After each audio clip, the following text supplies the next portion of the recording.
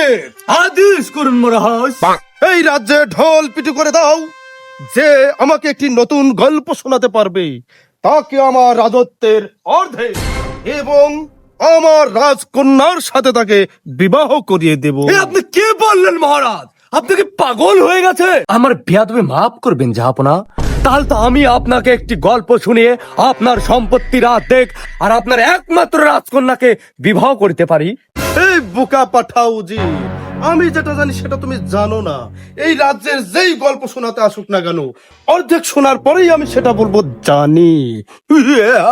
তাই দেরি না করে এখনই ঢোল পিটি করে এই রাজ্যের সবাইকে জানিয়ে দাও।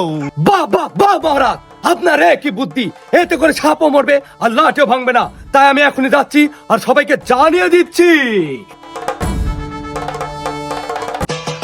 শোনো শোনো শোনো, আনন্দ খবর আনন্দ খবর আনন্দ খবর। মগাপুর রাজ্যের রাজাকে যে একটি নতুন গল্প শোনাতে পারবে তাকে রাজ্যের অর্ধেক সম্পত্তি এবং রাজামশাইয়ের একমাত্র কন্যার সাথে তার বিবাহ দেওয়া হবে।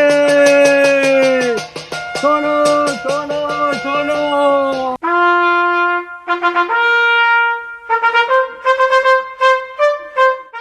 ও যে, আদেশ করুন মহারাজ। রাজকার্য শুরু করা হোক।